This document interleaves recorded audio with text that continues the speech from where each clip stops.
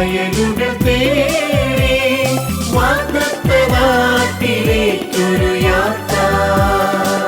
പുറപ്പാട് പുറപ്പാട് പുറപ്പാട്.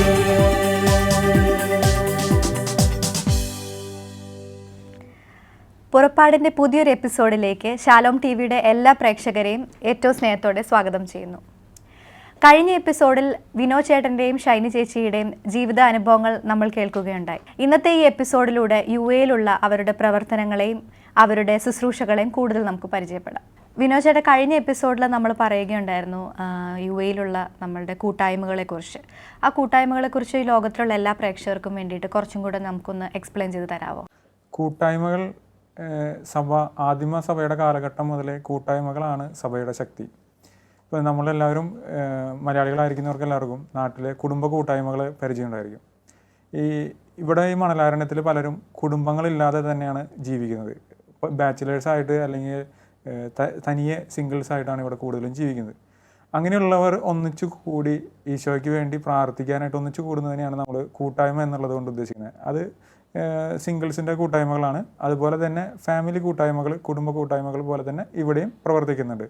അത് അതാത് പാരിഷുകളുടെ വികാരികളുടെ അനുവാദത്തോടും അറിവോടും സമ്മതത്തോടും കൂടിയൊക്കെയാണ് പ്രവർത്തിക്കുന്നത്.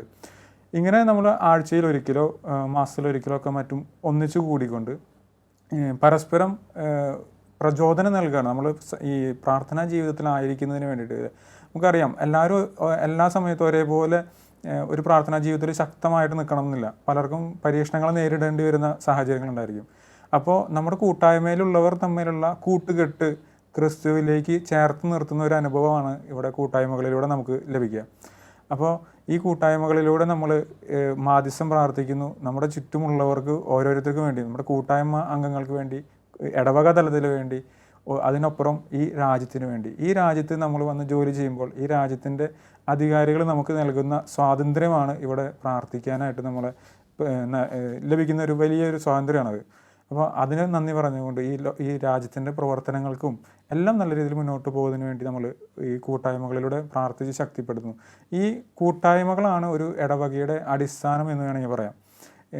ഇപ്പോൾ ജബലാലി ഇടവകയിലാണെങ്കിൽ 10ഓളം കൂട്ടായ്മകൾ സിംഗിൾസിൻ്റേതായിട്ടും, അതുപോലെ ഇപ്പോൾ ഷൈനി ചേച്ചി നേരത്തെ പറഞ്ഞ പോലെ ഷൈനി ചേച്ചിക്ക് കൂടെ കൂട്ടായ്മകൾ തുടങ്ങിയ ഒരു വ്യക്തിയാണ്. അപ്പോൾ ഫാമിലി കൂട്ടായ്മകളായിട്ടും ഒരുപാട് കൂട്ടായ്മകൾ പ്രവർത്തിക്കുന്നുണ്ട്. ഈ കൂട്ടായ്മകളിലൂടെയാണ് നമ്മുടെ അടിസ്ഥാന ആ പാരിഷിൻ്റെ ഒരു അടിസ്ഥാനമായിട്ട് പ്രവർത്തിക്കുന്നത്. മറ്റുള്ളവരിലേക്ക് ഇറങ്ങി ചെല്ലുന്നത് ഈ കൂട്ടായ്മകളിലൂടെയാണ്. അപ്പോൾ ഞാൻ നേരത്തെ പറഞ്ഞു, നമ്മൾ ഓരോ കൂട്ടായ്മകളിൽ നിന്നും മറ്റു വ്യക്തികളെ കണ്ടെത്തിക്കൊണ്ട് നമുക്ക് ഒഴിവ് സമയങ്ങളിൽ അവരെ കൂട്ടായ്മകളിലേക്ക് ക്ഷണിക്കുകയും അതുവഴി അവർ ഓരോരുത്തരെയും നമ്മൾ ദൈവിക അനുഭവത്തിലേക്കും ഈ ഇടവകയിലേക്കും കൂട്ടിക്കൊണ്ടുവന്ന് ചേർത്ത് നിർത്തി അവരെ ആത്മീയ ജീവിതത്തിൽ ഉയർത്തി കൊണ്ടുവരാനായിട്ട് പരസ്പരം എല്ലാവരും ശ്രമിക്കുന്നുണ്ട്. ആ ഒരു തലത്തിൽ ചിന്തിക്കുകയാണെങ്കിൽ എനിക്ക് തോന്നുന്നു ഒരുപക്ഷെ കൂട്ടായ്മ ജീവിതം നമ്മുടെ നാടുകളിൽ ഉള്ളതിനേക്കാൾ കൂടുതൽ ഇവിടെ അനുഭവിക്കാനായിട്ട് ഓരോ പ്രവാസിക്കും സാധിക്കും. നിങ്ങൾ രണ്ടുപേരും തിയോളജി പഠിക്കുന്നവരാണെന്ന് എനിക്കറിയാം. അപ്പോൾ ഇത് തിയോളജി പഠിക്കാനുണ്ടായ ഒരു കാരണം, അത് പഠിച്ചതിൽ നിന്ന് ഈ ശുശ്രൂഷയ്ക്ക് എന്തോരും അത് സഹായം ചെയ്തു എന്നുള്ളതൊക്കെ ഒന്ന് ഷൈനി ചേച്ചി ഒന്ന് എക്സ്പ്ലെയിൻ ചെയ്യാമോ? ഇപ്പം നമ്മൾ ഇതുവരെ കൂട്ടായ്മയെക്കുറിച്ചൊക്കെ പറഞ്ഞു. ആ ഒരു കൂട്ടായ്മയിൽ ഞങ്ങൾ ഒരുമിച്ച് പ്രാർത്ഥിക്കുമ്പോൾ എപ്പോഴും ഞങ്ങൾ ആദ്യത്തെ റോസറിയുടെ ഞങ്ങളുടെ ഇൻറ്റൻഷൻ എപ്പോഴും സഭയ്ക്ക് വേണ്ടി പ്രാർത്ഥിക്കുക എന്നുള്ളത്, അതെപ്പോഴും ഞങ്ങളതിന് ഒരു മുൻകൂട്ടി അത് ചെയ്തിരുന്നു. അപ്പോൾ സഭയ്ക്ക് വേണ്ടി പ്രാർത്ഥിക്കാനും അധികാരികൾക്ക് വേണ്ടി പ്രാർത്ഥിക്കാനൊക്കെ ഞങ്ങൾ കൂട്ടായ്മയിൽ ആ ഒരു എപ്പോഴും ഞങ്ങൾ അതിനൊരു മുൻഗണന കൊടുത്തിരുന്നു. അപ്പോൾ അതിനോടനുബന്ധിച്ച് എനിക്ക് സഭയെ സ്നേഹിക്കാൻ കൂടുതൽ അറിയാനും ഒക്കെ ആഗ്രഹം എപ്പോഴും മനസ്സിലുണ്ടായിരുന്നു. നമ്മുടെയൊക്കെ ഇതിൽ വൈദികർ അല്ലെങ്കിൽ സിസ്റ്റേഴ്സ് ഇവരൊക്കെയാണ് സഭയെപ്പറ്റി കൂടുതൽ പഠിക്കുകയും ഒക്കെ നമുക്ക് മനസ്സിലങ്ങനെയായിരുന്നു. പക്ഷേ അൽമായർക്ക് ഇങ്ങനെയൊരു വേദി ഉണ്ടെന്നുള്ളത് ഞങ്ങൾ അത് തിരിച്ചറിയും. ലിസി ചേച്ചിയുടെ നേതൃത്വത്തിൽ തലശ്ശേരി ആൽഫ ഇൻസ്റ്റിറ്റ്യൂട്ടിൻ്റെ ഇതിൽ ബാച്ചിലർ ഓഫ് തിയോളജി എന്നുള്ള കോഴ്സ്, ഒരു 3 വർഷത്തെ കോഴ്സാണത്. അത് ഞങ്ങൾ ജബലാലി പള്ളിയിൽ ഫസ്റ്റ് ബാച്ച് സ്റ്റാർട്ട് ചെയ്യുന്ന അച്ഛൻ അനൗൺസ് ചെയ്തപ്പോൾ തന്നെ ഞങ്ങളതൊരു പേര് കൊടുക്കുകയും ഞങ്ങൾ ഒരു 10-25 പേര് അതിന് ആ കോഴ്സ് തുടങ്ങുകയും ചെയ്തു.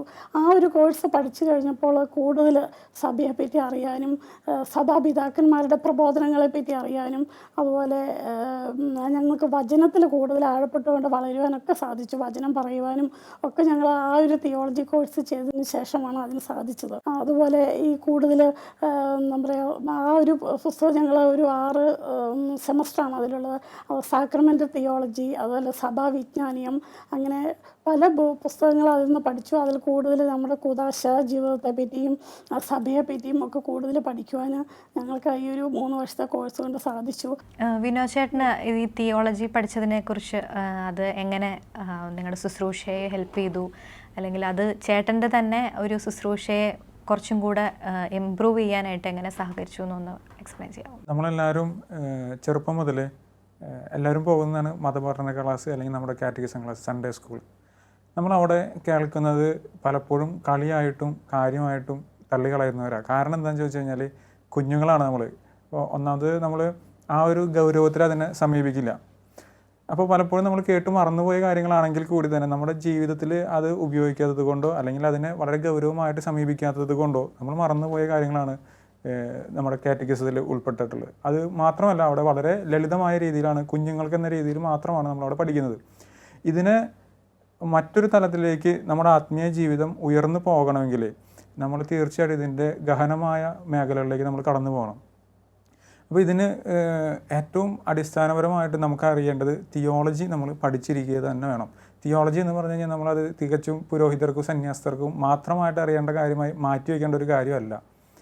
ഞങ്ങളുടെ ഇടവകയിൽ തിയോളജി കോഴ്സ് തുടങ്ങുന്നതിനെ പറ്റി ചിന്തിക്കുമ്പോൾ ഏറ്റവും സ്നേഹത്തോടെ ഞാൻ ഓർക്കുന്ന ഒരു പേര് എന്ന് പറഞ്ഞാൽ ഞങ്ങളുടെ മുൻ വികാരിയായിരുന്ന ബഹുമാനപ്പെട്ട ബിജു പണിക്കപ്പറമ്പിൽ അച്ഛനാണ്. അച്ഛൻ ഇന്ന് ഇവിടെ ഇല്ല.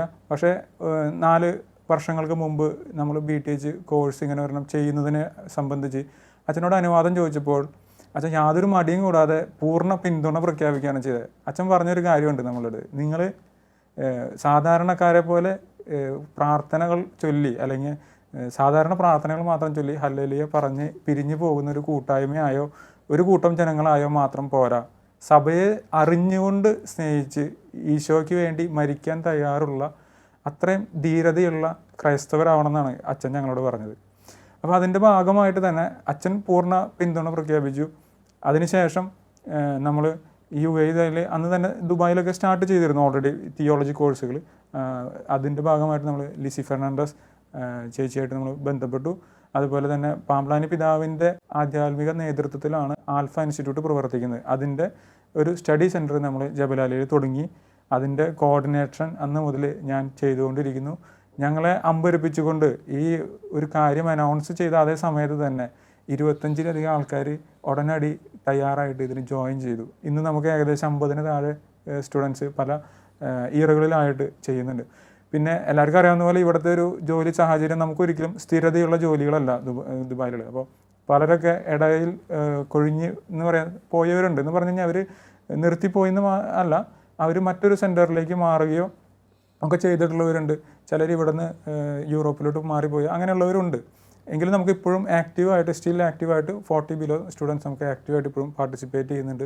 കൊറോണ കാരണം കൊണ്ട് കുറച്ച് ഒരു ഗ്യാപ്പ് സംഭവിച്ചിട്ടുണ്ടെങ്കിൽ കൂടി തന്നെ എല്ലാവരും ശക്തമായിട്ട് ഇതിൽ മുന്നേറുന്നുണ്ട്.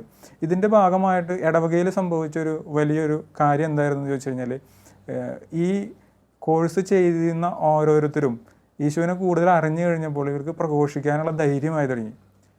ഇപ്പോൾ എനിക്ക് തന്നെ അറിയാം, ഞങ്ങളുടെ കൂട്ടായ്മകളിൽ പലരും 4 ആൾക്ക് മുന്നിൽ വന്ന് ഒരു കാര്യം പറയാൻ ധൈര്യമില്ലാതിരുന്നിരുന്ന പലരും ഈശോയെ പറ്റി പഠിച്ച് അറിഞ്ഞു തുടങ്ങിയപ്പോൾ, കൂടുതൽ അറിവ് കിട്ടി തുടങ്ങിയപ്പോൾ അവർ വന്ന് വചനം പ്രഘോഷിക്കാൻ തുടങ്ങി. ബിജോച്ചൻ അതിന് എടുത്തൊരു വിപ്ലവകരമായൊരു തീരുമാനം എന്ന് പറയും. 2-3 വർഷം മുൻപാണ് തിയോളജി കോഴ്സ് തുടങ്ങി. 1 വർഷത്തോളം ആയതിനു ശേഷം അച്ഛൻ പറഞ്ഞു, നമ്മൾ ഇനി ഇടവകയിലെ ഉള്ളിലുള്ള ഇത്തരം കൂട്ടായ്മകൾ, ഞാൻ നേരത്തെ സൂചിപ്പിച്ചതുപോലുള്ള കൂട്ടായ്മകളിൽ നമ്മൾ മറ്റു പല ഇടവകകളിൽ നിന്നോ UAE പല ഭാഗത്തു നിന്നുള്ള വചനം പ്രഘോഷിക്കുന്നതിൽ അന്ന് ഉള്ള ആൾക്കാരെ വിളിച്ച് കൊണ്ടുവന്ന് വചനം കേൾക്കുന്ന ഒരു സാഹചര്യമായിരുന്നു. പക്ഷേ നമ്മുടെ ഇടവകയിൽ തന്നെ എന്തുകൊണ്ട് വചനം പ്രഘോഷിച്ചുകൂടാ എന്നൊരു ചോദ്യം അച്ഛൻ ചോദിച്ചു. അങ്ങനെ അച്ഛൻ പറഞ്ഞു, ഇനി മുതൽ അച്ഛൻ പറയുന്ന ഒരു കാലം വരെ നിങ്ങൾ പുറത്തുനിന്നുള്ളവർക്ക് അവസരം കൊടുക്കാതെ അകത്ത് നമ്മുടെ കൂട്ടായ്മകളിലുള്ളവരെ വളർത്തുന്നതിനായിട്ട് അച്ഛൻ മുൻകൈ എടുക്കാനായിട്ട് ഞങ്ങൾ ഓരോ അതിൻ്റെ കൂട്ടായ്മ ഭാരവാഹികളുടെ അടുത്തും അച്ഛൻ നിർബന്ധിച്ചു. അപ്പോൾ ആദ്യമൊക്കെ ഞങ്ങൾക്കൊരു സംശയം ഉണ്ടായിരുന്നു, അച്ഛൻ ഞങ്ങൾ പറഞ്ഞാൽ ശരിയാവുക അച്ഛാ, അങ്ങനെയൊക്കെ ചോദിച്ചിരുന്നു അച്ഛൻ്റെ അടുത്ത്. അച്ഛൻ പറഞ്ഞു, നിങ്ങൾ പരിശുദ്ധാത്മാവിനെ ആശ്രയിച്ച് മുന്നോട്ട് പോകും, ഞാനല്ല പറയുന്നത്. അച്ഛൻ പൂർണ്ണമായിട്ട് ധൈര്യം തന്നു ഞങ്ങൾക്ക്. അങ്ങനെ ഇന്ന് നോക്കി കഴിഞ്ഞാൽ ഞങ്ങളുടെ ഇടവകയിൽ മാത്രം 30-40 പേരോളം കൂട്ടായ്മകളിൽ വചനം പറയത്തക്ക വിധത്തിൽ വളർന്നു വന്നു എന്നുള്ളത് എനിക്ക് ഇന്നും ഏറ്റവും അഭിമാനത്തോടു കൂടെ ഒരു BTH ധൈര്യമായിരുന്നു അല്ലേ? ധൈര്യമായിരുന്നു. അത് BTH കോർഡിനേറ്റർ ആയിട്ടിരിക്കുന്ന എനിക്ക് അതൊരു ആത്മസംതൃപ്തി നൽകിയൊരു കാര്യമാണ് തീർച്ചയായിട്ടും. ഇത് നമ്മൾ ഓരോ ക്രൈസ്തവർ അറിഞ്ഞിരിക്കേണ്ട ഒരു കാര്യം എന്ന് പറഞ്ഞു കഴിഞ്ഞാൽ, തിയോളജി നമ്മൾ കൂടുതലായിട്ട് പഠിക്കുമ്പോൾ നമ്മൾ കൂടുതലായിട്ട് ഈശോയെ സ്നേഹിക്കും. വിവിധങ്ങളായിട്ടുള്ള മേഖലകളുണ്ട്. നമ്മൾ വെറും ബൈബിൾ വായിക്കുന്നത് മാത്രമല്ല, ഈ സഭാപിതാക്കന്മാരിലൂടെ ഇപ്പോൾ വിശുദ്ധ അഗസ്തീനോസ് ആണെങ്കിലും തോമസ് അക്വീനോസ് ആണെങ്കിലും അങ്ങനെ ഇവരുടെയൊക്കെ പഠനങ്ങളിലൂടെ ഈ ഈശോയുടെ രക്ഷാകര ചരിത്രത്തെ മുഴുവൻ അപഗ്രഥിച്ച് പഠിച്ച് ഇതിൻ്റെ വിവിധങ്ങളായിട്ടുള്ള തിയോളജിക്കൽ ബേസുകൾ വന്നിട്ടുണ്ട്. ഇപ്പോൾ ഒരു എക്സാമ്പിൾ പറയുകയാണെങ്കിൽ ക്രിസ്റ്റോളജി എന്ന് പറഞ്ഞിട്ടൊരു തിയോളജിയുടെ മേഖലയുണ്ട്. മരിയോളജി, മാതാവിനെ പറ്റി മാത്രം പഠിക്കുന്നത് മരിയോളജി. അതുപോലെ ആധ്യാത്മിക ദൈവശാസ്ത്രം, സ്പിരിച്വൽ തിയോളജി, ഇത്തരത്തിലൊക്കെ ഈ വിവിധങ്ങളായിട്ടുള്ള മേഖലകൾ ഉണ്ട് എന്ന് തന്നെ അറിയുന്നത് ഈ BTH കോഴ്സ് പഠിക്കുമ്പോഴാണ്. തിയോളജി ആർക്കും പഠിക്കാവുന്ന ഒരു കാര്യം തന്നെയാണ്. ആർക്കും മനസ്സിലാവാത്ത ഒന്ന് മാത്രമായിട്ട് പലപ്പോഴും തെറ്റിദ്ധരിക്കപ്പെടുന്ന ഒരു വിഷയം കൂടിയാണ് തിയോളജി. പക്ഷേ നമ്മൾ ശ്രമിക്കുകയാണെങ്കിൽ നമുക്ക് തീർച്ചയായിട്ടും മനസ്സിലാക്കാവുന്നതും നമ്മുടെ വിശ്വാസ ജീവിതത്തിന് ഒരുപാട് ആഴപ്പെടാനും ശക്തിപ്പെടാനും ഒക്കെ ഗുണം നൽകുന്നതായിട്ടുള്ളൊരു കോഴ്സാണ് തിയോളജി. ചേട്ടനിൽ നിന്ന് കേട്ട ആൾക്കാർക്ക് കുറച്ചുകൂടി അവരിലുള്ള അറിവ് കുറച്ചും കൂടി ഒന്ന് സ്ട്രോങ് ആയി അല്ലേ? കുറച്ചും കൂടി തീർച്ചയായിട്ടും. നമ്മളൊക്കെ പലപ്പോഴും ഒരു ക്ലാസ് എടുത്തു കഴിഞ്ഞ് കഴിഞ്ഞാൽ അവർ വന്ന് ഇങ്ങോട്ട് ചോദിക്കും, ഇത് തിയോളജിയിൽ പറ്റിയതാണ്, ഇത് എവിടെ നിന്നാണ് പഠിക്കാൻ പറ്റുക? പലപ്പോഴും അങ്ങനെയുള്ള എൻക്വയറീസ് വരാറുണ്ട്. അത് പലപ്പോഴും അവർ ഈ ഒരു പ്രചോദനം ഉൾക്കൊണ്ടിട്ട് അവർ പിന്നീട് കോഴ്സിൻ്റെ ഭാഗമായിട്ടുള്ളവരും നന്നായിട്ട് കോഴ്സ് ചെയ്യുന്നവരൊക്കെ ഒരുപാട് പേരുണ്ട്.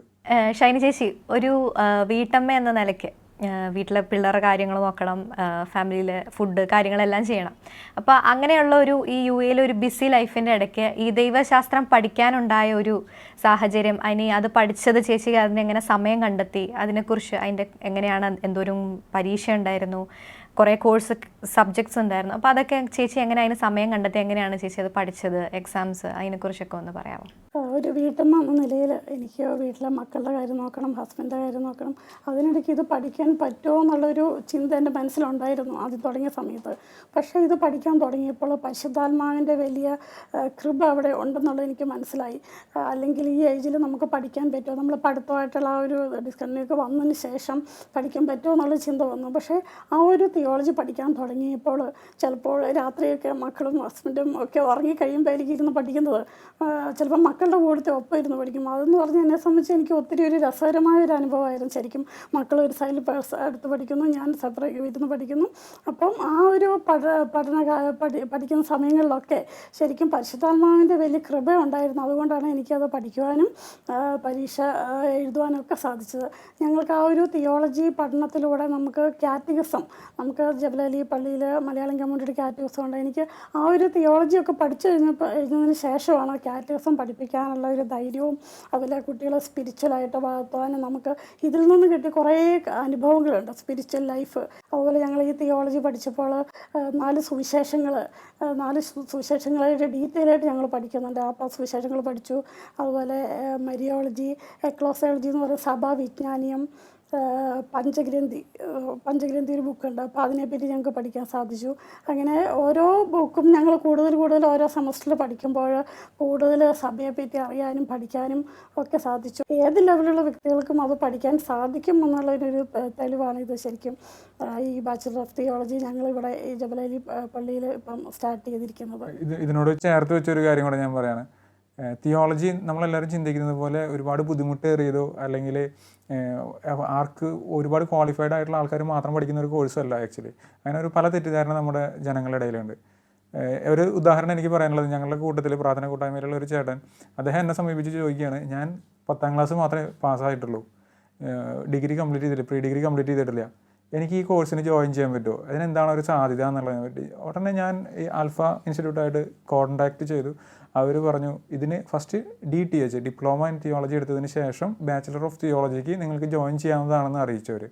അതിൻ്റെ ഭാഗമായിട്ട് അദ്ദേഹം DTHൻ്റെ പേപ്പറുകൾ കംപ്ലീറ്റ് ചെയ്തു. അതിനുശേഷം ഇപ്പോൾ BTHൻ്റെ പേപ്പറുകൾ ഞങ്ങളോടൊപ്പം തന്നെ എഴുതിക്കൊണ്ടിരിക്കുക. അദ്ദേഹം വെറും ഒരു 10ാം ക്ലാസ്സുകാരനും ഇവിടെ ഒരു ഡ്രൈവറായിട്ട് വർക്ക് ചെയ്യുന്ന ഒരു മനുഷ്യനാണ്. അപ്പോൾ അദ്ദേഹത്തിൻ്റെ ഒഴിവ് സമയങ്ങൾ, ഇപ്പോൾ രാവിലെ അദ്ദേഹത്തിന് കുറച്ച് ട്രിപ്പുകൾ ഉണ്ടായിരിക്കും, അത് കഴിഞ്ഞ് കഴിഞ്ഞാൽ അദ്ദേഹത്തിന് ഫ്രീ കിട്ടുന്ന സമയങ്ങളിലൊക്കെ ഈ ആൽഫയുടെ പുസ്തകങ്ങൾ വെച്ചുകൊണ്ട് പഠിച്ച് നല്ല രീതിയിൽ മാർക്ക് പഠിച്ചു. അപ്പോൾ അദ്ദേഹം എന്നോട് പറഞ്ഞൊരു കാര്യമുണ്ട്, എനിക്കൊരു ഡിഗ്രി എടുക്കണമെന്ന് ഭയങ്കര ആഗ്രഹമായിരുന്നു, ഇത് തിയോളജിയിൽ തന്നെ ആവട്ടെ എൻ്റെ ആദ്യത്തെ ഡിഗ്രി എന്ന് പറഞ്ഞ് അദ്ദേഹം വളരെ സന്തോഷത്തോടു കൂടിയാണ് അത് പങ്കുവെക്കുന്നത്. ആ ഒരു താല്പര്യമൊക്കെ കാണുമ്പോൾ ഞാൻ ഓർക്കാറുണ്ട്, ദൈവമേ നമ്മളൊക്കെ എത്രയും ബ്ലെസ്ഡ് ആണ്, നമുക്ക് ഇത്രയും സൗകര്യങ്ങളും ഇത്രയും പഠിപ്പ് പോലും ഉണ്ടായിട്ട് നമ്മൾ പലപ്പോഴും മടിച്ചു നിൽക്കുക ഒരു തിയോളജി കോഴ്സിനൊക്കെ ജോയിൻ ചെയ്യാനായിട്ട്. അത് ആവശ്യമില്ല എന്നുള്ളൊരു ചിന്താഗതിയാണ്. പക്ഷേ അദ്ദേഹമൊക്കെ ഇതിൽ പ്രവർത്തിക്കുന്നു, ഇത് പഠിച്ചും ചെയ്യുന്നതൊക്കെ കാണുമ്പോൾ നമുക്ക് ഒരുപാട് സന്തോഷം നൽകുന്ന ഒരു കാര്യം. അതുകൊണ്ട് തന്നെ ഈ ആൽഫയുടെ കോഴ്സ് ഏതൊരാൾക്കും പഠിക്കാവുന്നതാണെന്ന് ഞാൻ അടിവരയിട്ടുകൊണ്ട് എല്ലാവരുടെ അടുത്തുനിന്ന് അറിയിക്കുകയാണ് ആദ്യമായിട്ട്.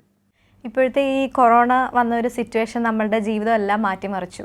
നമ്മളുടെ കുർബാനയാണെങ്കിലും നമ്മളുടെ ശുശ്രൂഷകളാണെങ്കിലും എല്ലാത്തിനെയും അത് വളരെയധികം അഫക്റ്റ് ചെയ്തു. അപ്പം ഈ മീഡിയയിലൂടെ എങ്ങനെയാണ് ഇപ്പോഴത്തെ ഈ ശുശ്രൂഷകളും കാര്യങ്ങളും ഒക്കെ ഒന്ന് ചേച്ചി ഒന്ന് എക്സ്പ്ലെയിൻ ചെയ്ത് തരാമോ? തീർച്ചയായും.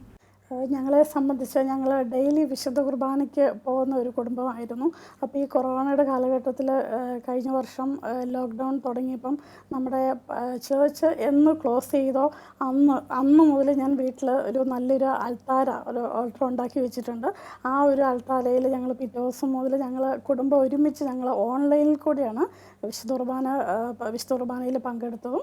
ഓക്കെ, അപ്പം ഈ ഒരു ഈ കൊറോണ കാലഘട്ടത്തിൽ നമുക്കറിയാം എല്ലാവരും ഓൺലൈൻ പ്ലാറ്റ്ഫോമാണ് ഉപയോഗിച്ചുകൊണ്ടിരിക്കുന്നത്. പ്രത്യേകിച്ച് ഞങ്ങളുടെ കാറ്റഗറിസം പോലും ഇപ്പം സൂമിലാണ് എടുത്തുകൊണ്ടിരിക്കുന്നത്. അപ്പം ഒരു പരിധിവരെ എനിക്ക് തോന്നുന്നു ഈ ഒരു കൊറോണ കാലഘട്ടത്തിൽ നമ്മൾ ഈ സോഷ്യൽ മീഡിയയിൽ കൂടുതൽ നമുക്ക് വചനം പങ്കുവയ്ക്കാനും ഷെയർ ചെയ്യുവാനും നമുക്കറിയാം. ഫ്രാൻസിസ് മാർപ്പാപ്പ പറയുന്നുണ്ട്, സോഷ്യൽ മീഡിയ ഉപയോഗിക്കുന്ന ദൈവവചന പ്രഘോഷകരെയാണ് ഇന്നത്തെ കാലഘട്ടത്തിൽ ആവശ്യം എന്ന് പറയുന്നുണ്ട്.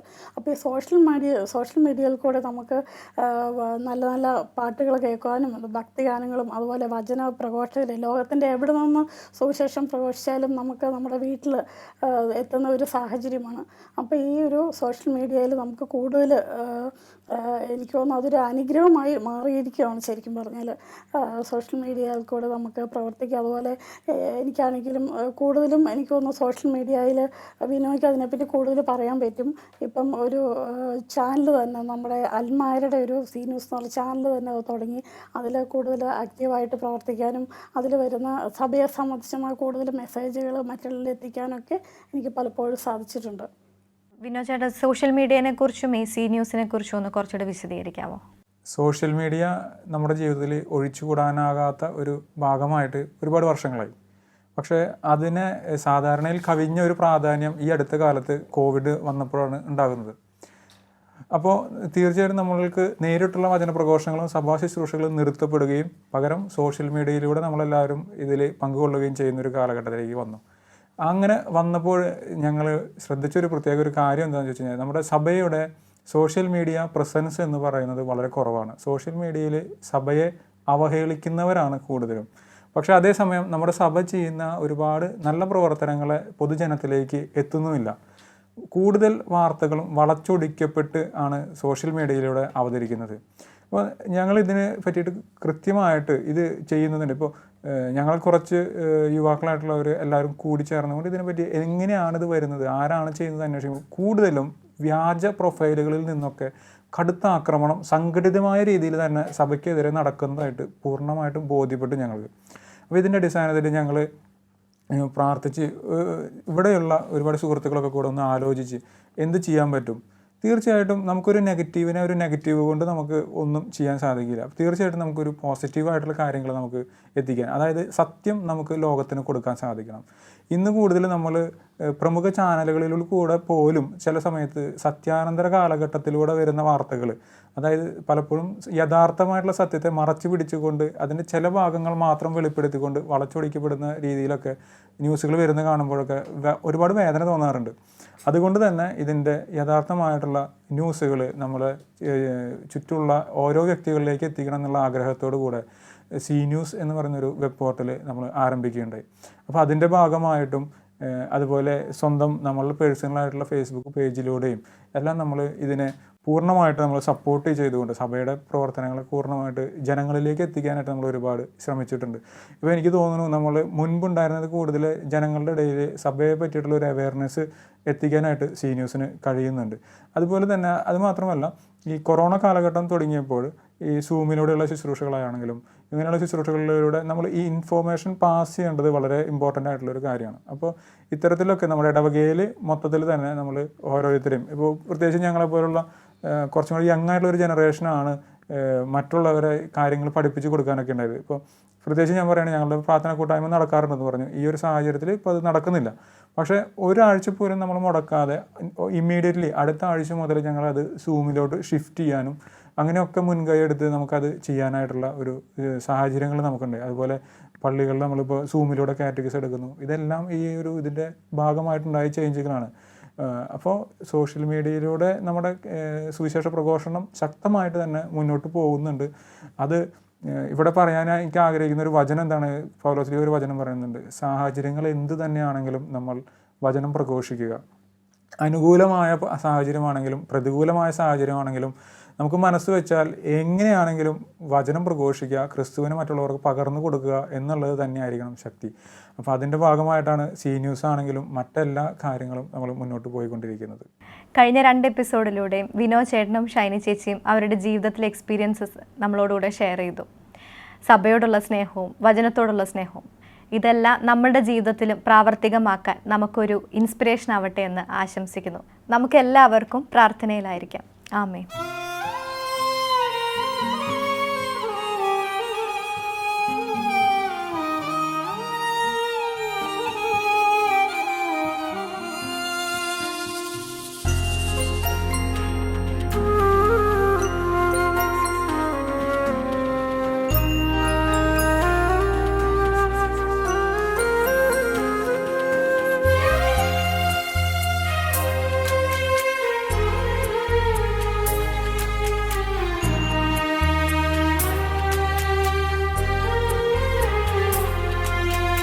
ദൈവമേ എന്നോടു കരുണ തോന്നണമേ, ദയാപൂർവമെൻ പാപം മായ്ക്കണമേ.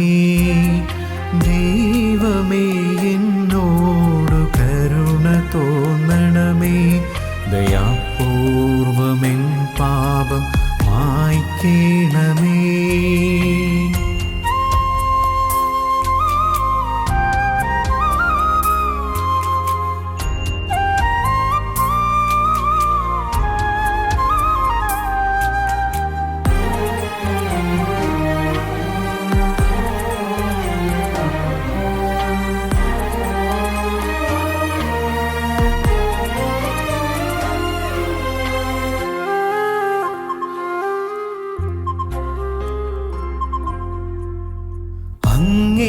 അങ്ങേക്കെതിരായി ഞാൻ പാപം ചെയ്തു, അങ്ങേ സന്നിധി തിന്മ ചെയ്തു.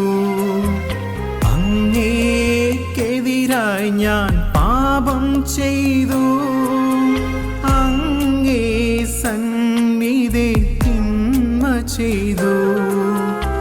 നീതിയോടെന്നെ വിധിക്കരുതേ, കരുണയോടെന്നെ നോക്കണമേ.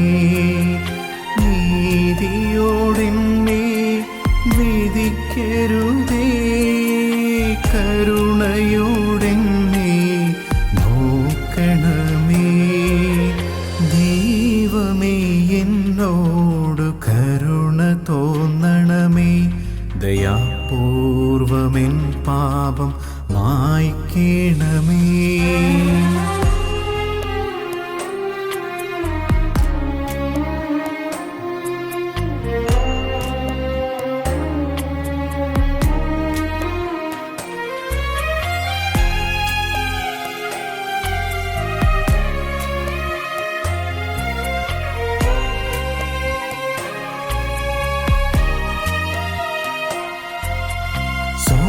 സോപ്പാക്കൊണ്ടെന്നെ കഴുകിയിടണേ, മഞ്ഞുപോൽ നിർമ്മലനായിടും ഞാൻ.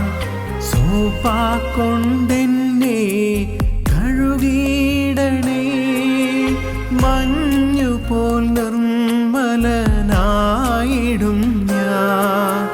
നവമൊരു ചൈതന്യം നിറ നിറച്ചിടണേ നിർമ്മല ഹൃദയം നൽകിടണേ നവമൊരു ചൈതന്യം നിറച്ചിടണേ നിർമ്മല ഹൃദയം നൽകിടണേ ദൈവമേ എന്നോട് കരുണ തോന്നണമേ ദയാപൂർവമെൻ പാപം മായ്ക്കണമേ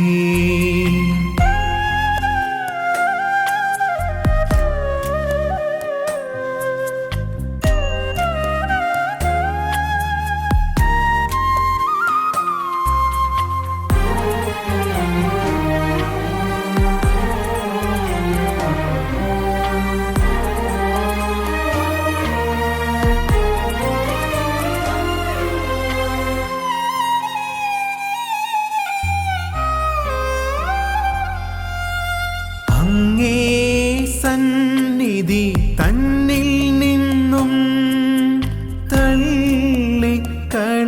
തള്ളിക്കളയരുതെന്നേ നീ അങ്ങേ സന്നിധി തന്നിൽ നിന്നും തള്ളിക്കളയരുതെന്നേ നീ അങ്ങേ പരിശുദ്ധനെ എന്നിൽ നിന്നും എടുത്തിടരുതേ ഒരു നാളിലും അങ്ങേ പരിശുദ്ധനെ എന്നിൽ നിന്നും എടുത്തിടരുതേ ഒരു നാളിലും ദൈവമേ എന്നോടു കരുണ തോന്നണമേ ദയാപൂർവമെൻ പാപം മായ്ക്കണമേ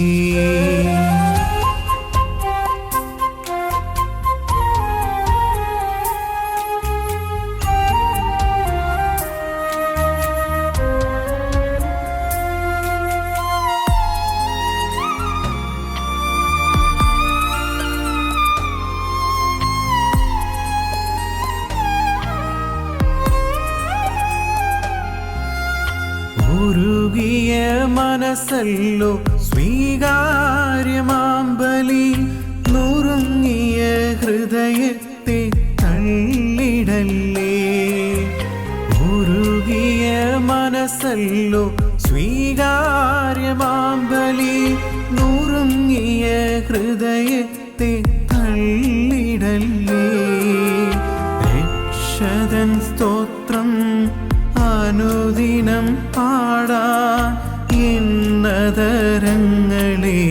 ശക്തമാക്കൂ രക്ഷകൻ സ്തോത്രം അനുദിനം പാടാൻ എന്നതരങ്ങളെ ശക്തമാക്കൂ ദൈവമേ എന്നോടു കരുണ തോന്നണമേ ദയാപൂർവമെൻ പാപം മായ്ക്കണമേ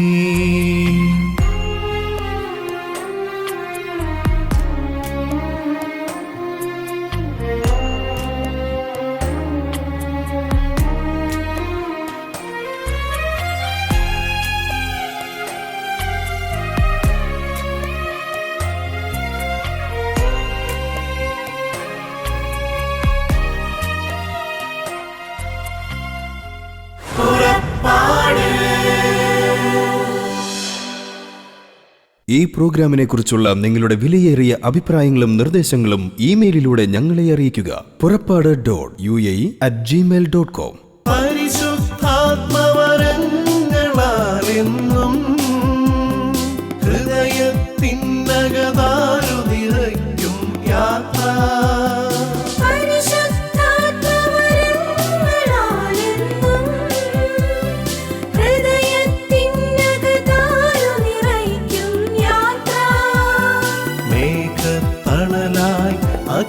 അഗ്നിനാളമായി